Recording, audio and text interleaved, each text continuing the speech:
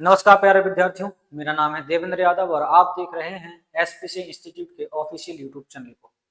साथियों, पिछली क्लास में हमने स्टैटिक जीके के चैप्टर को पढ़ा। आज से हमारी पॉलिटी स्टार्ट होने वाली है और पॉलिटी के अंदर सबसे पहले हम संविधान को पढ़ने वाले हैं साथियों। तो क्लास में अंदर तक बने रहिएगा और जो नोट्स हैं आपको इस कॉन्टैक्ट नंबर पर आप कॉन्टैक्ट कर लीजिएगा। आपको व्हाट्सएप ग्रुप में जोड़ दिया जाएगा, इसके साथ आपको नोट्स वहाँ पे प्रोवाइड होते रहेंगे।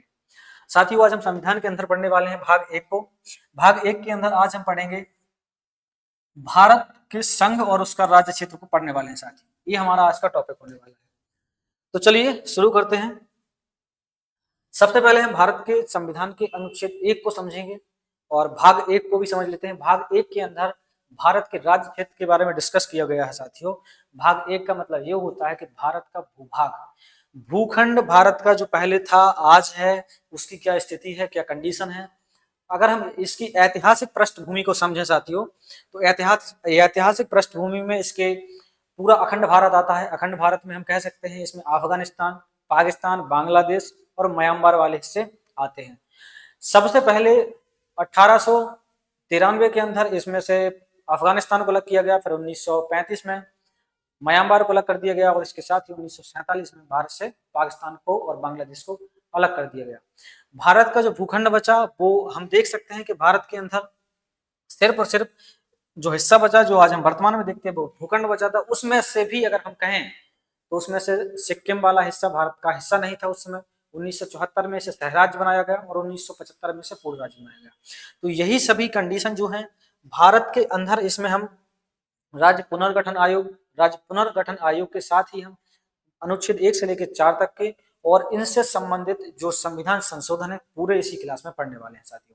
ठीक है, तो अनुच्छेद 1 को पढ़ते हैं। भारत राज्यों का संघ होगा साथियों। यहाँ पे परिभाषा में दिया गया है इंडिया अर्थात भारत राज्यों का एक संघ होगा। संघ यहाँ पर यूनियन है साथियों। क्या है साथियों? यूनियन है, यूनियन होगा। अब सबसे पहले हम यूनियन शब्द को भी समझने वाले हैं साथियों। यूनियन शब्द क्या है? ठीक है, इंग्लिश में इसकी परिभाषा जो है India that is Bharat shall be a union of state. इसका मतलब यही हुआ, इंडिया अर्थात भारत राज्यों का संघ होगा।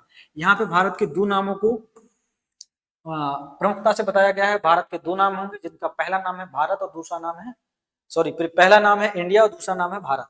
यानी भारत के दोनों नामों को कागजी रूप से यहाँ पर क्या है, मान्यता प्राप्त है साथियों दोनों नामों को। यानी हम भारत को इंडिया भी कह सकते हैं और भारत भी कह सकते हैं। अब सबसे बड़ा पॉइंट आने वाला है साथियों, संघ क्या होता है।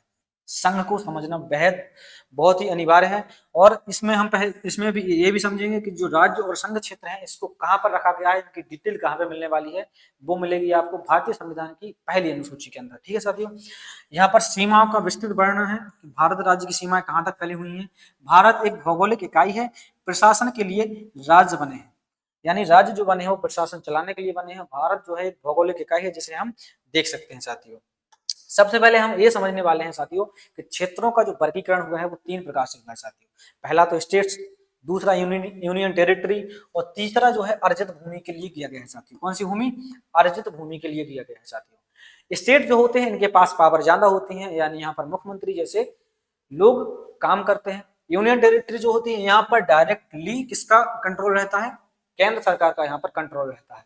और भारत के अंदर कुछ यूनियन टेरिटरी हैं जहां पर मुख्यमंत्री बनते हैं, लेकिन उनकी पावर जो राज्य के मुख्यमंत्री होते हैं उनसे कम होती है साथियों। अगला है इसमें पॉइंट अर्जित क्षेत्र। अर्जित क्षेत्र का मतलब इन्होंने संविधान में एक प्रावधान ऑलरेडी बना के रखा है। अगर हम चाहें तो किसी देश पर कब्जा करना चाहते हैं, किसी का हिस्सा हड़पना चाहते हैं या कहने के लिए कोई हिस्सा हमसे जोड़ना चाहता है, तो उसके लिए एक प्रोविंस संविधान में दिया गया है जिसे कहा जाता है अर्जित क्षेत्र। इसका मतलब है कि हम भारत की भूमि के अंदर किसी बाहरी भूमि को भी जोड़ सकते हैं साथियों। संधि से जोड़ सकते हैं या जीत कर जोड़ सकते हैं, ये भविष्य की बात है। वर्तमान में ऐसा कोई भी क्षेत्र भारत में अभी नहीं है। भारत में जो वर्तमान में 28 राज्य और 8 केंद्र शासित प्रदेश है साथियों। अब हमें समझना था यूनियन क्या होता है।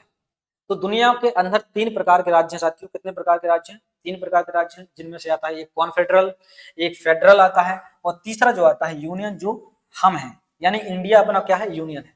कॉन्फेडरल जो होता है वो सबसे कमजोर होता है, जैसे हिंदी में कहते हैं प्यारे साथियों परिसंघ। क्या कहते हैं? परिसंघ। फेडरल को क्या बोलते हैं प्यारे साथियों? संघ। और यूनियन को भी बोलते हैं प्यारे साथियों संघ ही बोलते हैं, लेकिन इनका इंग्लिश में अर्थ अलग अलग है। फेडरल जो होता है यूनियन से कमजोर होता है और फेडरल जो होता है वो कॉन्फेडरल से मजबूत होता है साथियों।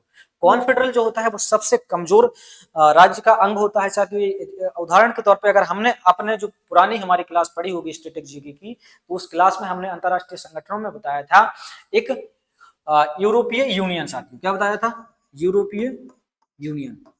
यूरोपीय यूनियन के बारे में हमने विस्तार से आपको बता चुके हैं स्टैटिक जीके की क्लास में। तो आपको यह समझना है कॉन्फेडरल जो होता है इसके अंदर जो देश होते हैं या राज्य होते हैं वो आसानी से टूट सकते हैं साथियों। कैसे हो सकते हैं? आसानी से अलग हो सकते हैं। हमने यूरोपीय यूनियन में एक ब्रेक्सिट बताया था। ब्रेक्सिट का मतलब ये होता है साथियों, ब्रिटेन जो देश है यूरोपीय यूनियन से अलग हो गया था। पहले यूरोपीय यूनियन के अंदर देशों की संख्या थी 28 और वर्तमान में 27, यानी इसमें से ब्रिटेन जो है यूरोपीय यूनियन से अलग हो गया। यानी अगर कोई देश कॉन्फेडरल से अलग होता है तो वो आसानी से अलग हो सकता है, उसे उस देश के प्रशासन से या उस संघ के प्रशासन से कोई लेना देना नहीं होता है और वो आसानी से परिसंघ से क्या हो सकता है? बाहर हो सकता है। अगला आने वाला है फेडरल साथियों, जिसे हम संघ बोलते हैं। फेडरल समझौता पर आधारित होता है साथियों। जिस देश में आप जुड़े हुए हो, जो राज्य आपने पहले समझौता करके, कोई राज्य जैसे उदाहरण के तौर पर समझौता करके कश्मीर भारत में जुड़ गया, बात को समझना, कश्मीर भारत में जुड़ गया। अब कश्मीर कह रहा है हम समझौता करके भारत से अलग होना चाहते हैं साथियों। क्या होना चाहते हैं? अलग होना चाहते हैं। तो भारत क्या है? यूनियन। लेकिन अगर भारत फेडरल होता तो कश्मीर भारत से क्या हो सकता था? अलग हो सकता था। उदाहरण के तौर पे हम यूएसए का उदाहरण लेते हैं, अमेरिका का। किसका लेते हैं? अमेरिका का हम उदाहरण लेते हैं। अमेरिका के अंदर जितने राज्य हैं, 51 लगभग राज्य हैं। अमेरिका के अंदर 51 राज्य हैं साथियों। और अगर ये राज्य चाहें तो ये केंद्र सरकार से बात करके, यानी देश से बात करके, ये राज्य अलग हो सकते हैं इस देश से और अपने आप को अलग कर सकते हैं। अलग हो सकते हैं, लेकिन थोड़ा सा कठिन है और संभव भी है। अब हम बात करते हैं किसकी? यूनियन की। यूनियन होता क्या है? यूनियन प्यारे साथियों, यूनियन एक ऐसी शक्ति होती है, जो भी हिस्सा यूनियन के अंदर रहता है वो हिस्सा कानूनी तौर पर या कागजी तौर पर हम उसे अलग नहीं कर सकते, कैसे भी अलग नहीं कर सकते। उदाहरण के तौर पर समझो, जम्मू कश्मीर को हम समझ लेते हैं। उदाहरण के तौर पर जम्मू कश्मीर भारत का एक अभिन्न अंग है, यानी कह सकते हैं कश्मीर 1947 में भारत में जुड़ा, जब पाकिस्तान ने उस पर हमला किया अक्टूबर में, तो ये भारत का हिस्सा बना। अब अगर कश्मीर चाहे कि हम भारत से अलग होना चाहते हैं, दो हिस्से हैं, ये कश्मीर वाला मुद्दा पहले बहुत ज्यादा बना रहा भैया, जम्मू एंड कश्मीर का मुद्दा बहुत ज्यादा बना रहा भैया, कश्मीर अलग होना चाह रहा था, लेकिन मोदी जी ने 370 हटा के 2019 में इसको भी क्लियर कर दिया कि भैया जम्मू कश्मीर जो है भारत का अभिन्न अंग है। यहाँ पर जो फेडरल होते हैं, फेडरल का मतलब ये भी होता है कि जो राज्य रहेंगे उनका अलग फ्लैग होगा यानी झंडा होगा और अलग संविधान भी होगा। लेकिन अगर हम बात करें यूनियन की, तो यूनियन के अंदर ऐसा कोई प्रोविंस नहीं है। लेकिन जब संविधान बना तो उससे क्या था कि जम्मू कश्मीर भारत में शामिल हुआ था, इसका एक अलग फ्लैग भी था। क्या है साथियों? इसका एक झंडा भी था और इसका एक संविधान भी था साथियों। क्या था? फ्लैग और संविधान दोनों इसके अलग अलग थे। लेकिन 2019 के अंदर जब 370 धारा हटी तो इसका एक ही फ्लैग हो गया जो अपना तिरंगा है, और इसके बाद यहाँ का संविधान भी, भारतीय संविधान यहाँ पर लागू हुआ साथियों। अब हम यूनियन को समझते हैं। यूनियन का मतलब ये होता है साथियों, भारत का कोई भी हिस्सा भारत से अलग नहीं हो सकता है, चाहे वो कितनी भी कोशिश कर ले। क्या कर ले? कोशिश कर ले। लेकिन यूनियन जो जुड़ा हुआ हिस्सा है, भारत का अभिन्न अंग हो गया, जो वो भारत का अभिन्न अंग ही रहेगा, भारत से कभी अलग नहीं हो सकता है। उम्मीद करते हैं कि आपको कॉन्फेडरल, परिसंघ, यूनियन, सॉरी फेडरल, संघ और यूनियन संघ आपको बहुत अच्छे से समझ में आए होंगे कि ये होते क्या है। अब इनमें से भारत क्या है? यूनियन। अपने भारतीय संविधान के अनुच्छेद 1 में लिखा है भारत अर्थात इंडिया या इंडिया अर्थात भारत राज्यों का संघ होगा। इन्होंने राज्यों का संघ तो कह दिया। अब साथियों हमारे पास ये भारत का नक्शा है, क्लियर है। अब कहने की बात, भारतीय संविधान में पहले अनुच्छेद में लिखा हुआ है कि भारत राज्यों का संघ होगा। अब कितने राज्य होंगे, कितने केंद्र शासित प्रदेश होंगे, कौन सी अधिकृत भूमि होगी, इसकी डिटेल अगर हमें जाननी है तो यहां से जाना पड़ता है हमें भारतीय संविधान की अनुसूची 1 के अंदर जाना पड़ता है। कहां पर जाना पड़ता है साथियों? अनुसूची 1 के अंदर। अनुसूची 1 के अंदर पूरे राज्यों, 28 राज्य और 8 केंद्र शासित प्रदेशों की विस्तृत जानकारी है। वहां पर कहां से कहां तक हमारी भूमि फैली हुई है, कितना हिस्सा भारत का हिस्सा है, ये सारी जानकारी कहां पर मिलती है हमें? भारतीय संविधान की अनुसूची 1 के अंदर का साथियों। थोड़ा सा हम आगे बढ़ते हैं। ये हमारे भारत का नक्शा है। ये लद्दाख वाला हिस्सा है, जम्मू कश्मीर का है, हिमाचल, उत्तराखंड, पंजाब, हरियाणा, राजस्थान, उत्तर प्रदेश। तो हमें अब ये समझना है कि यूनियन क्या है, ये हम पहले भी बता चुके हैं। संसद राज्यों का नाम, सीमा और नक्शा बदल सकती है साथियों। क्या कर सकती है? यूनियन का मतलब ये हो जाता है कि जो भारत का हिस्सा है वो उनके नाम बदल सकते हैं, उनके हिस्से में परिवर्तन हो सकता है, लेकिन भारत के किसी बाहरी हिस्से में परिवर्तन नहीं हो सकता है। इसमें कहा गया है विनाशी राज्यों का अविनाशी संघ। यानी जो राज्य टूटे हुए भारत में जुड़ जाते हैं वो अविनाशी हो जाते हैं, मतलब अब उनको तोड़ा नहीं जा सकता है। इसका अर्थ यह है कि राज्यों का अस्तित्व संसद की इच्छा पर निर्भर है। यानी कोई राज्य अगर भारत के अंदर है तो वो राज्य का नक्शा कैसा रहेगा, उसका क्षेत्र कैसा रहेगा, उसका क्षेत्रफल कैसा रहेगा, ये किस पर निर्भर करता है, भारतीय संसद पर निर्भर करता है साथियों, अस्तित्व पर निर्भर है। आगे हम बात करते हैं, देखो अनुच्छेद 1 जो है वो उम्मीद करते हैं कि आपको बिल्कुल क्लियर समझ में आया होगा। इसमें बताया गया है भारत राज्यों का संघ होगा। क्या होगा, भारत अर्थात इंडिया राज्यों का संघ होगा। राज्यों का संघ क्या होता है ये भी आप समझ गए कि संघ का मतलब जो भारत का हिस्सा है वो टूट नहीं सकता है। बार बार रिपीट कर रहे हैं क्योंकि आपको समझ में आया।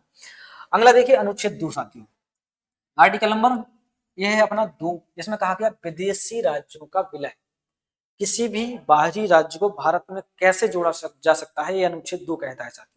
संसद को यह अधिकार है कि राष्ट्रपति को केवल सूचना देकर किसी विदेशी क्षेत्र को भारत का हिस्सा बनाया जा सकता है। यह शक्ति भारत को विस्तार करने और नए क्षेत्रों को जोड़ने की अनुमति देती है। यानी आर्टिकल नंबर 2 ये कहता है कि दुनिया के कोई भी हिस्सा भारत में जुड़ना चाहता है तो वो जुड़ सकता है। ये प्रावधान किसमें है, भारतीय संविधान के भाग 1 के अनुच्छेद 2 में कहा गया है साथियों। यहाँ पे जो राष्ट्रपति को केवल सूचना का मतलब ये कहा गया है कि भारतीय संसद अगर कोई हिस्सा भारत में जोड़ना चाहता है, अब राष्ट्रपति जी क्या करते हैं, उसमें टांग अड़ाते हैं कि भैया नहीं, ये हिस्सा नहीं जोड़ सकता है। तो राष्ट्रपति को इतना समझना चाहिए इन बातों को, इनको सिर्फ सूचना देने का अधिकार है। कहने का मतलब इतना है, आप राष्ट्रपति को इस कानून के तहत अनुच्छेद 2 में ये समझ लीजिए कि हमारा एक फैमिली है और फैमिली अगर कोई निर्णय लेता है तो ये फूफा जी है अपने, तो फैमिली का अगर निर्णय होता है कोई, तो जैसे फूफा जी का अपने फैमिली में महत्व होता है, कोई महत्व नहीं होता है। अपनी फैमिली का अगर निर्णय है तो फैमिली वाले ही लेंगे, ना कि फूफा जी। तो फूफा जी को बता दिया जाएगा कि हम 2 भाई आपस में बंटवारा कर रहे हैं। अब फूफा जी कहें नहीं आप बंटवारा नहीं कर सकते, क्या उनकी बात मान्य होगी, नहीं होगी। वैसे ही राष्ट्रपति को सिर्फ सूचना दी जाती है, यानी यहाँ पर राष्ट्रपति का महत्व फूफा जी जैसा है। समझना साथियों, सिर्फ समझाने के लिए बता रहे हैं। आगे बढ़ते हैं, सिक्किम। आर्टिकल नंबर 2 के तहत ही सिक्किम को भारत का राज्य बनाया गया। कौन सा राज्य बनाया गया, 22वां राज्य बनाया गया साथियों। सिर्फ इतना याद करो कि जब भारत आजाद हुआ तो भारत के पास सिक्किम राज्य नहीं था। ये 1975 में भारत का पूर्ण राज्य बना। सिक्किम को ऐसे समझो, 1974 में आर्टिकल नंबर 2 के तहत 1974 में 35वां संविधान संशोधन हुआ, जिसके तहत सिक्किम को भारत का क्या बनाया गया, सह राज्य बनाया गया। अब ये मुसीबत क्यों आई कि ये सिक्किम जो हुआ भारत में क्यों जुड़ा, क्या कंडीशन रही होगी कि सिक्किम को भारत में ही जुड़ना पड़ा। बात करते हैं हम 1959 की। 1959 की 1959 में क्या हुआ साथियों, तिब्बत जो देश था एक बिल्कुल स्वतंत्र राष्ट्र था, उसके ऊपर चीन ने कब्जा कर लिया। कब किया, 1959 के अंदर चीन ने तिब्बत पर कब्जा कर लिया। अब नेपाल वाला हिस्सा और भूटान वाले हिस्से और सिक्किम वाला, ये तीनों जो थे अलग अलग देश थे। और सिक्किम जो राज्य था, यहाँ पर चोंग्याल राजवंश का शासन था। यहाँ पर राजा शासन करते थे। इनके पास फिलहाल संसद थी। लोकतांत्रिक भारत में इन्होंने क्या किया, विलय कैसे किया, इन्हें डर था कि कहीं हमारे ऊपर चीन कब्जा ना कर ले। कौन कब्जा ना कर ले, चीन कब्जा ना कर ले। इसलिए इन्होंने सबसे पहले क्या कहा, भारत से बात की। और 1974 में इंदिरा गांधी के टाइम पीरियड में इन्होंने क्या किया, भारत को 35वां संविधान संशोधन करके भारत को सह राज्य का दर्जा दे दिया। किसको, सिक्किम को भारत ने सह राज्य का दर्जा दे दिया। अभी फिलहाल हमने 3 प्रकार के राज्यों को पढ़ा था। एक तो केंद्र शासित राज्य होते थे डायरेक्टली, दूसरे थे केंद्र शासित प्रदेश, और तीसरा था अर्जित भूमि। तो ये किस में आया, किसी में नहीं आया। ये सिर्फ एक अलग से पॉइंट बन गया साथियों, सहराज्य। एक नया पॉइंट बन गया सहराज्य। अब शहर राज्य को समझ लीजिए। शहर राज्य क्या होता है, शहर राज्य ऐसा होता है साथियों कि ये कुछ मुद्दों पर अपने आप को सहमत कर लेता है कि भारत जो है, भारत सिक्किम के इन मुद्दों पर डिस्कस कर सकता है, जैसे विदेश मंत्रालय वाला, सैन्य मुद्दा, आर्थिक मुद्दा। ये 3-4 मुद्दों पे क्या कर लेते हैं साथियों, सहमति बना लेते हैं और अपने आप को भारत का सह राज्य इन्होंने कब बनाया, 1974 में 35वां संविधान संशोधन हुआ। लेकिन फिर क्या हुआ साथियों, 1975 के अंदर इन्हें लगा कि भारत हमारे लिए सही देश है, इसलिए भारत में अपने आप को पूर्ण विलय कर लेते हैं और 36वां संविधान संशोधन 1975 में हुआ। इसके तहत सिक्किम को भारत का पूर्ण राज्य का दर्जा मिल गया साथियों, और सिक्किम जो हुआ भारत का 22वां राज्य बन के निकला। क्लियर साथियों। इसी के साथ हम थोड़ा और आगे बढ़ लेते हैं। यहाँ पे देखते हैं अनुच्छेद 3। अनुच्छेद 1 को हमने अच्छे से समझा, अनुच्छेद 2 को अच्छे से समझा। अब देखते हैं अनुच्छेद 3। अनुच्छेद 1 कहता है भारत राज्यों का संघ होगा। अनुच्छेद 2 कहता है किसी बाहरी हिस्से का भारत में विलय हो सकता है। और अनुच्छेद 3 जो है वो यह कहता है संसद जो होती है अपनी, क्या होती है साथियों, संसद जो वर्तमान संसद है वो राज्यों में निम्न बदलाव कर सकती है। कौन कौन से बदलाव कर सकती है साथियों, 3 प्रमुख बदलाव है। एक तो नाम में परिवर्तन हो सकता है, किसमें परिवर्तन हो सकता है, नाम के अंदर परिवर्तन किया जा सकता है। दूसरा है सीमाओं में परिवर्तन किया जा सकता है। और चौथा है विभाजन, विभाजन। क्लियर, यहाँ पे हमें यह समझना है नाम का परिवर्तन, जैसे उड़ीसा जो है इसका पहले नाम था उड़ीसा, वर्तमान में हो गया ओडिशा। क्लियर साथियों, ऐसे ही बहुत सारे, जैसे अभी वर्तमान का उदाहरण दे देते हैं हम, सिर्फ वर्तमान का अभी 2026 का, यहाँ पे केरल जो नाम था, केरल राज्य का केरल नाम था, वर्तमान में इसका नाम करके केरलम कर दिया गया है। अब केरल का नाम जो केरलम किया गया है, इसके पीछे का रीजन ये है कि जो केरल जो शब्द है ये हिंदी शब्द है और इसको इंग्लिश में केरला बोला जाता है, केरला बोला जाता है। जब अंग्रेज भारत में आए तो इन्होंने केरलम का राज्य नाम बदल के केरला कर दिया, क्योंकि अंग्रेजी में वो केरला कहते थे। और जो केरलम जो होता है ये मलयालम भाषा का शब्द है। कौन सी भाषा का है साथियों, मलयालम भाषा का ये केरलम शब्द है। तो 2024 से इसकी मांगे थी कि भैया केरल राज्य का नाम बदल के केरलम करना है। तो वर्तमान में 2026 के अंदर ही अभी इसका नाम क्या कर दिया गया है, केरलम कर दिया गया है साथियों। यानी उदाहरण समझो कि अनुच्छेद 3 का प्रयोग कहां पे होता है, राज्य का नाम बदलना। ठीक है, सीमाओं में परिवर्तन करना, सीमाओं में ऐसे समझ सकते हैं जैसे मध्य प्रदेश और उत्तर प्रदेश के बीच में एक जिला आता है ललितपुर जिला। ललितपुर को आप ऐसा समझिए कि वो देखने में ऐसा लगता है जैसे मध्य प्रदेश के अंदर हो। अब अगर केंद्र सरकार चाहेगी, संसद चाहेगी कि ललितपुर को मध्य प्रदेश का हिस्सा बना दिया जाए, तो ये सीमा परिवर्तन कहलाता है। क्या कहलाता है साथियों, सीमाओं को घटाना या बढ़ाना। ये अनुच्छेद 3 के अंतर्गत आता है। किसके अंतर्गत आता है साथियों, अनुच्छेद 3 के अंतर्गत। अगली बात कर लेते हैं विभाजन की। विभाजन ऐसे समझ लीजिए कि एक राज्य को तोड़ के 2 राज्यों में कर देना या 2 राज्यों को मिला के एक राज्य बना देना, ये कहलाता है विभाजन। तो अनुच्छेद 3 ही कहता है राज्यों का नाम बदलना, सीमाओं में परिवर्तन करना। और अगला पॉइंट है विभाजन। उम्मीद करते हैं कि अनुच्छेद 3 की जो आपको बातें हैं वो अच्छे से समझ में आई होंगी। इसमें और देख लीजिए, इन परिवर्तनों के लिए संबंधित राज्य की सहमति अनिवार्य नहीं है। इतना याद रखना है, राज्य अगर कहता है कि हम किसी भी हिस्से को अपना अलग नहीं होने देंगे, यहाँ आप हमारी भूमि में परिवर्तन नहीं कर सकते हो, तो आपको इतना समझना है कि यहाँ पे राज्य की अनुमति क्या है, अनिवार्य नहीं है। मतलब राज्य कुछ भी कहे, केंद्र सरकार की संसद अगर चाहती है राज्य को 2 हिस्सों में तोड़ना है तो वो आसानी से तोड़ सकते हैं। और तोड़ने के लिए भी साथियों कितना, सिर्फ साधारण बहुमत चाहिए होता है। साधारण बहुमत क्या होता है साथियों, साधारण बहुमत का मतलब होता है 50% प्लस 1। इसका मतलब यह है कि हमारी जो लोकसभा की सांसद सीटें हैं वो है कितनी है, 500, वर्तमान में 43 सीटें हैं। इनमें से 273 सीटें जो हो जाती हैं वो आधे से एक अधिक हो जाती है साथियों। क्या हो जाती है, आधे से एक अधिक सीट हो जाती है। 273 सीटों पर भी हम किसी भी राज्य का नाम बदल सकते हैं, उसके किसी भी हिस्से को तोड़कर दूसरे राज्य में जोड़ सकते हैं या उसका विभाजन कर सकते हैं।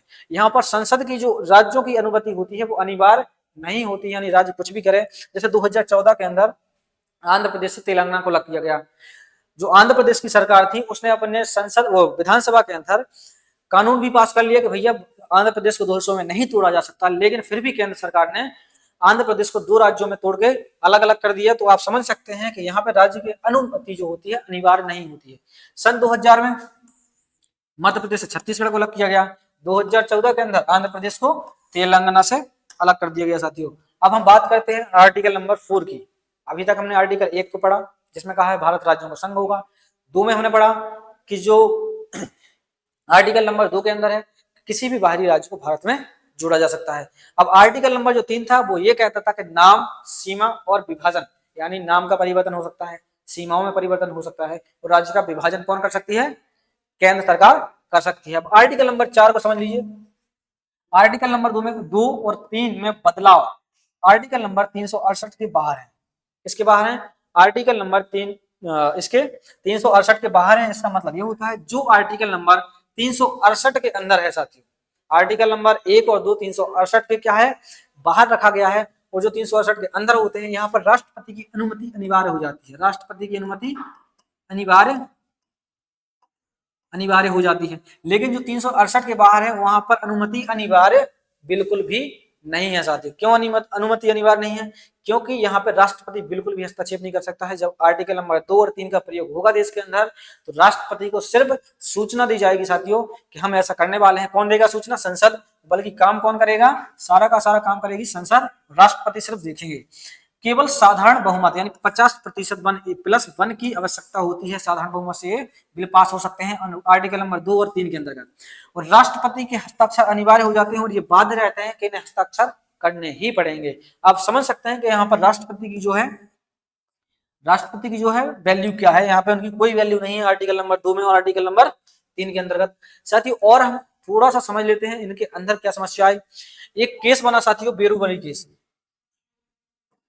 बेरूबरी केस को समझ लीजिए। यहाँ पे अपना पश्चिम बंगाल है, ये बांग्लादेश हो गया। 1947 में जब भारत और पाकिस्तान का विभाजन हुआ साथियों, तो पाकिस्तान एक पूर्वी पाकिस्तान बना, एक पश्चिमी पाकिस्तान बना। और जो पूर्वी पाकिस्तान का हिस्सा था साथियों, कौन सा हिस्सा? पूर्वी पाकिस्तान का। यहाँ पे एक समस्या खड़ी हुई कि पाकिस्तान ने अपने आप को मुस्लिम राज्य घोषित किया। क्या बनाया? मुस्लिम राष्ट्र बना के दुनिया के सामने पेश किया। मुस्लिम राष्ट्र बनाया खुद को। क्या बनाया? मुस्लिम राष्ट्र बनाया। तो इन्होंने जो राज्य का अपने देश का गठन किया वो इसी आधार पर किया कि जहां पर मुस्लिम संख्या होगी वो पाकिस्तान का हिस्सा माना जाएगा। तो साथियों यहाँ पे जब सीरियल रेडक्लिफ नाम के एक व्यक्ति थे, सीरियल रेडक्लिफ नाम के व्यक्ति थे, वो भारत में आते हैं। किस लिए आते हैं? भारत का विभाजन करने के लिए। तो उन्होंने एक सीमा यहां से तय की, ये भारत की सीमा तय कर दी उन्होंने। यहाँ से बांग्लादेश वाली जो पूर्वी पाकिस्तान की सीमा तय कर दी, यानी भारत और पाकिस्तान को 2 हिस्सों में बांट दिया। यहाँ पे एक समस्या हो गई। बेरूबरी यहाँ का एक हिस्सा है साथियों, कहाँ का? पश्चिम बंगाल का। बेरूबरी में क्या हुआ साथियों कि यहाँ पर बांग्लादेश के यहाँ पर मुस्लिम पॉपुलेशन ज्यादा थी और यहाँ पर बांग्लादेश के अंदर हिंदू पॉपुलेशन ज्यादा थी, यानी उल्टा हो गया यहाँ पे। तो पंडित जवाहरलाल नेहरू ने, जो तत्कालिक प्रधानमंत्री थे पंडित जवाहरलाल नेहरू, वो 1966 में बिल लाते हैं जिसके तहत वो कहते हैं कि हम अनुच्छेद 3 का प्रयोग कर रहे हैं। किसका प्रयोग कर रहे हैं? 3 का प्रयोग कर रहे हैं। और भारत का हिस्सा हम बांग्लादेश को देने वाले हैं। और बांग्लादेश का पाकिस्तान पूर्वी पाकिस्तान था उस समय, तो भारत का जो हिस्सा है वो पूर्वी पाकिस्तान को देंगे और पूर्वी पाकिस्तान से बदला करके दूसरा हिस्सा ले लेंगे। तो इस पर सुप्रीम कोर्ट ने साथियों क्या लगा दी? रोक लगा दी। क्या लगा दी? सुप्रीम कोर्ट ने यहाँ पर रोक लगा दी। और रोक क्यों लगाई साथियों? रोक सिर्फ इसलिए लगाई क्योंकि उन्होंने कहा, रोक लगा दी। क्यों लगा दी साथियों? क्योंकि उन्होंने कहा कि आर्टिकल नंबर 3 सिर्फ आपको देश के अंदर ही खिचड़ी पका सकते हो। क्या कर सकते हो? देश के अंदर आपको जितना तोड़ना है मरोड़ना है, आप देश के अंदर राज्यों को कुछ भी करो, लेकिन देश के बाहर के हिस्से को या भारत के किसी भी अभिन्न अंग को किसी दूसरे देश को नहीं दे सकते हो किसी भी समझौते के तहत। किसने कहा? सुप्रीम कोर्ट ने। अगर आपको कहने की बात, अगर भारत का कोई भी हिस्सा दूसरे देश को देना है तो आप साधारण बहुमत से इसे नहीं कर सकते हो, आपको संविधान में नया संशोधन करना पड़ेगा और बड़े बहुमत के साथ आपको नया कानून बनाकर ये जो बेरूबरी वाला हिस्सा है आप बांग्लादेश को दे सकते हो या उनसे कुछ ले सकते हो। तो आप इसको समझना, बेरूबरी केस जो 1960 का था, ये क्या केस था? ये केस जाकर फिर मोदी जी के कार्यकाल में खत्म हुआ। मोदी जी ने शेख हसीना से एक समझौता किया जिसके तहत बेरूबरी केस पूरी तरह से निपट गया। और इसमें एक समस्या और थी कि उस समय नेहरू जी भी चाहते थे कि बदल जाए, फिर भी वो कानून बनाने के लिए तैयार थे, लेकिन देश की जनता ने विरोध किया कि हम किसी भी हिस्से को दूसरे राष्ट्र को नहीं दे सकते हैं। अब बात करते हैं हम राज्य पुनर्गठन आयोग की, राज्य कैसे बनाए गए भारत के अंदर। जो भारत जब राष्ट्र बन के तैयार हो गया तो राष्ट्र के अंदर अब पड़ी जरूरत किसकी? राज्यों की जरूरत पड़ी साथियों। किसकी जरूरत पड़ी? राज्यों की जरूरत पड़ी। 1947 में हमारा देश बन के निकला। 1947 हमारे यहाँ पे प्रिंसली स्टेट थी, जिसे हम कहते हैं राजाओं की रियासतें थी, जो 552 इनकी संख्या थी। कितनी थी प्यारे साथियों? 552 संख्या थी। इन रियासतों को मिलाना और अंग्रेजों का जो जहां पर शासन उन्होंने किया उन हिस्सों को मिलाकर एक राष्ट्र बनाना था। पूरा राष्ट्र की कल्पना होगी, भैया पूरा राष्ट्र एक हो गया, इसमें सिर्फ सिक्किम वाला हिस्सा छूट गया, गोवा वाला कुछ हिस्सा छोटा, पौंडीचेरी वाला हिस्सा छोटा। ये इससे इसलिए छूटी क्योंकि गोवा के ऊपर जो था पुर्तगालियों का शासन था। हमारा समझौता हुआ था किसके साथ? अंग्रेजों के साथ। तो हमारा ब्रिटेन के साथ समझौता हुआ है, तो क्या हम पुर्तगाल वाला हिस्सा ले सकते हैं? नहीं ले सकते हैं साथियों। इसलिए गोवा वाला हिस्सा हमारे पास नहीं था, सिक्किम ऑलरेडी हमारे पास नहीं था, वहां पर एक राजा का शासन था। और इसके बाद कश्मीर वाले हिस्से में भी समस्या आई, हैदराबाद में भी समस्या आई और जूनागढ़ में भी समस्या आई। तो 1 अक्टूबर पेटी श्री रामुलु को नाम पढ़ना, यहाँ पर गलत नाम लिखा है, पेटी श्री रामुलु, इनका ये नाम है पेटी श्री रामलू ये एक क्रांतिकारी व्यक्ति थे। इन्होंने सबसे पहले भाषाई राज्य बनाने के लिए आंदोलन किया और 56 दिन तक इन्होंने आंदोलन करने के बाद इनकी शहादत हो गई, यानी कह सकते हैं ये खत्म हो गए। तो क्या है, जो आंदोलन था उसने उग्र बात पकड़ लिया और वो थोड़ा गर्मा गया आंदोलन। जब आंदोलन ज्यादा गर्मा गया और तेजी से फैला तो सरकार ने निर्णय लिया 1 अक्टूबर 1953 के अंदर। कब लिया साथियों? 1 अक्टूबर 1953 में आंध्र प्रदेश को भाषाई आधार पर पहला राज्य बनाया गया। भारत का पहला भाषाई आधार पर राज्य कौन सा बना साथियों? आंध्र प्रदेश बना। अब हम ये समझ लेते हैं कि इससे पहले व्यवस्थाएं जो थी वो कैसी थी। आयोग समितियां जो बनी राज्य बनाने के लिए, समितियां पहले ही बन गई थी 1948 में, तो भैया राज्य बनेंगे, लेकिन भाषा के आधार पर बनेंगे ये तय नहीं हुआ था कि भाषा के आधार पर बनेंगे या कल्चर के आधार पर बनेंगे, ये कैसे बनेंगे। तो सबसे पहले जो कमेटी बनी वो बनी एस के धर कमेटी। क्या बनी साथियों? एस के धर कमेटी बनी। भाषा के आधार पर राज्यों का इन्होंने क्या किया साथियों? विरोध कर दिया। एस के धर जो कमेटी थी साथियों, उन्होंने सीधे साफ शब्दों में कहा कि भारत में अगर आप भाषा के नाम पर राज्य बनाओगे तो ये देश के लिए नुकसानदायक होगा। फिर ये कमेटी को खारिज कर दिया गया साथियों। इसको क्या कर दिया? खारिज कर दिया गया। अगली कमेटी बनी जेवीपी समिति। कौन सी बनी साथियों? जेवीपी, जवाहरलाल नेहरू, सरदार पटेल और पट्टाभी सीता रमैया। एक कमेटी बनी इनके नाम से। भाषा को एकता के लिए खतरा बताया। इन्होंने क्या बताया? भाषा को देश के लिए खतरा बनाया कि अगर भाषा के नाम पे राष्ट्र बनते हैं तो यहाँ पे विविधता फैलेगी और विविधता फैलेगी तो देश को नुकसान खड़ा होगा साथियों। ठीक है। फजल अली आयोग को समझिए। फजल अली आयोग जो है 1953 में आया। कब आया साथियों? 1953 में आया। और इसने एक्सेप्ट कर लिया कि ठीक है भाषा के नाम पे राज्यों को बना लेते हैं। क्या करते हैं? भाषा के नाम पे राज्यों को बना लेते हैं। ये किस आयोग ने कहा? फजल अली आयोग ने। इसके बाद भारत में संविधान में संशोधन हुआ। इन्होंने 1953 में इनका गठन किया गया फजल अली आयोग का, और ये जाके 1956 में, कब? 1956 में अपनी जो रिपोर्ट है सरकार को देते हैं, केंद्र सरकार को, कि भैया आप 14 राज्य बनाइए भाषा के आधार पर। कितने राज्य बनाइए? 14 राज्य बनाइए और 6 यूनियन टेरिटरी बनाइए जहां पर केंद्र सरकार का सीधा कंट्रोल होगा। क्लियर साथियों? तो ये इनका रिपोर्ट रहा। इसके बाद एक नया आयोग बना, शाह आयोग, जो 1966 में बना। कब बना साथियों? 66 में बना। क्योंकि भारत में ऐसे कई राज्य थे जो एक राज्य से दूसरे राज्य जुड़े हुए थे। ऐसा ही एक राज्य था पंजाब। पंजाब के अंदर हिमाचल प्रदेश, हिमाचल के अलावा पंजाब एरिया जो वर्तमान में है, तो पंजाब के अलावा भी यहाँ पर था हरियाणा।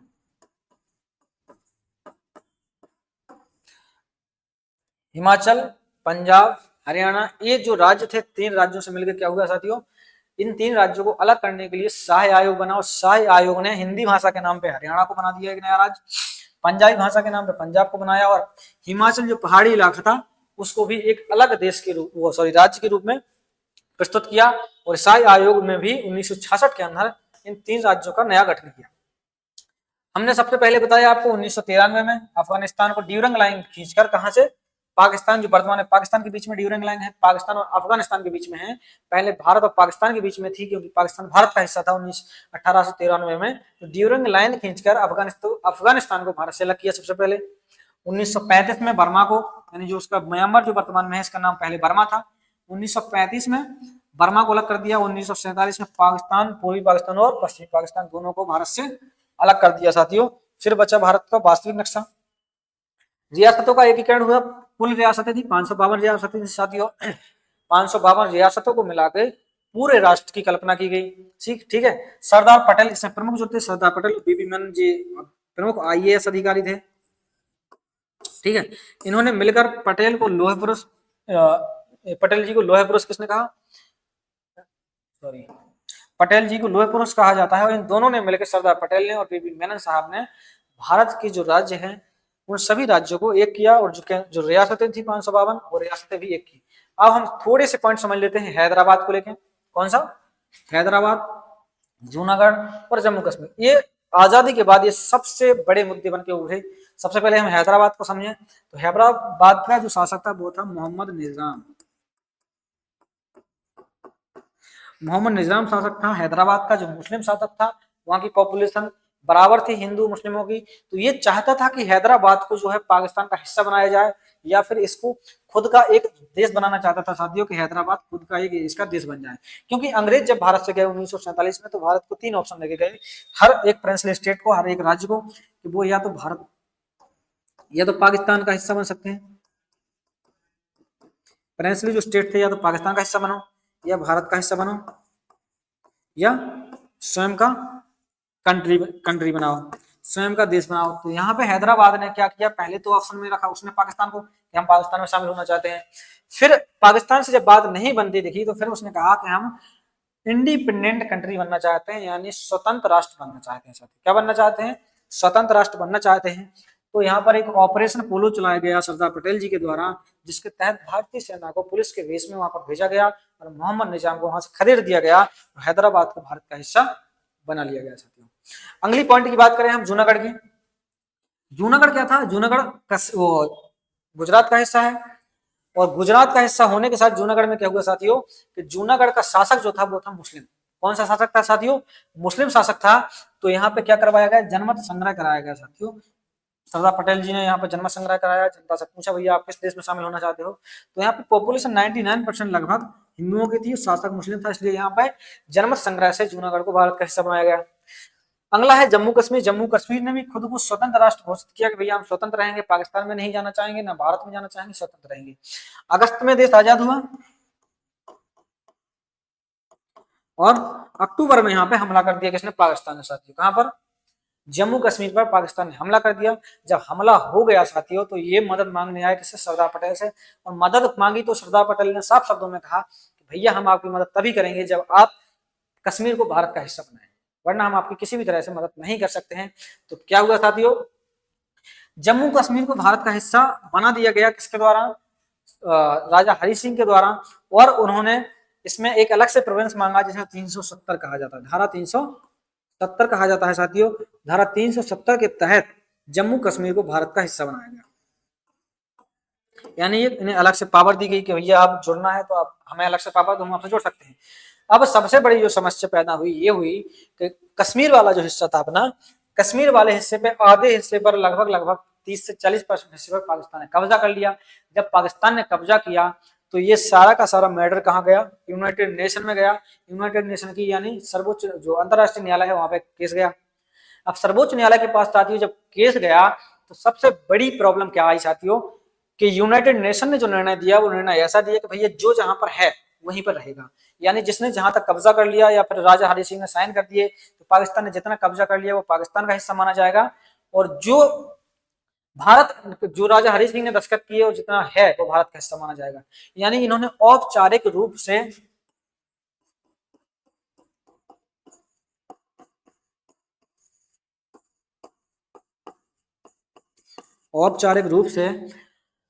पीओके को पाकिस्तान का हिस्सा बताया। किसका हिस्सा बताया साथियों,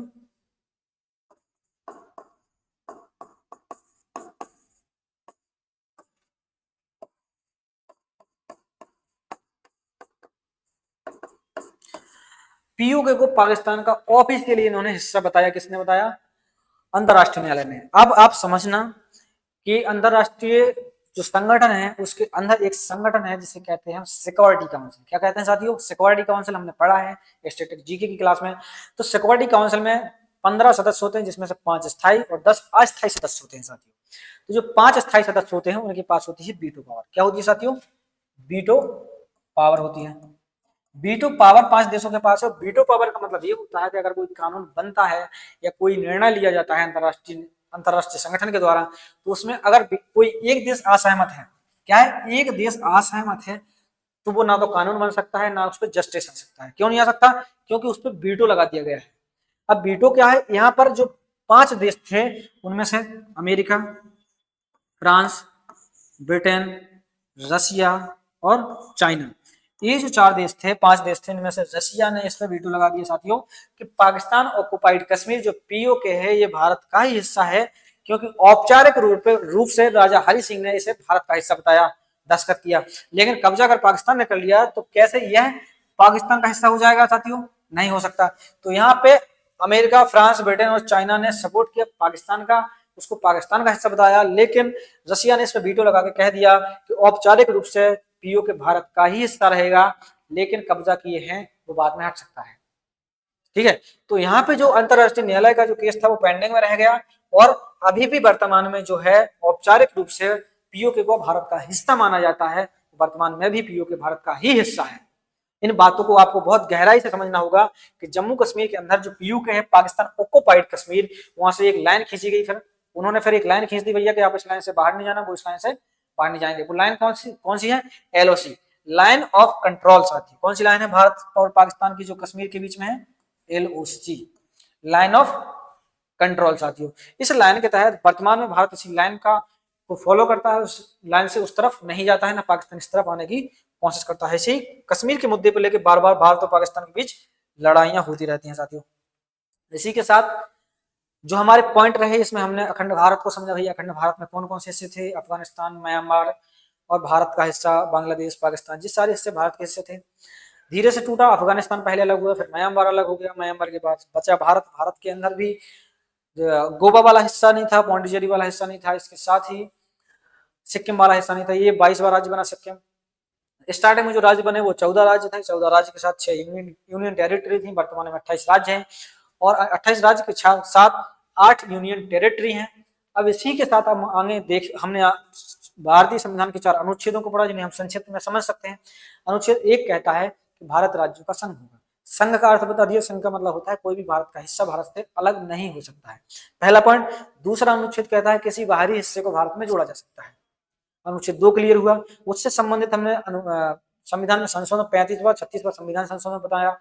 उसी के साथ अगला जो अनुच्छेद था वो था 30, जिसके तहत कब बताया गया? नाम, सीमा और विभाजन, यानी किसी भी राज्य का नाम बदला जा सकता है, उसकी सीमाओं में परिवर्तन किया जा सकता है और एक राज्य से तोड़कर 2 राज्यों में परिवर्तित किया जा सकता है, अनुच्छेद 3 के तहत। और अनुच्छेद 4 कहता है यहाँ पे राष्ट्रपति की जो भूमिका है वो शून्य है। क्या है भूमिका? शून्य। साथियों राष्ट्रपति से सिर्फ उसको इन्फॉर्मेशन दी जाएगी कि हम ऐसा करने वाले हैं, संसद बाकी सारा का सारा काम कौन करेगा? संसद करेगी। इसके साथ ही हमने पढ़ा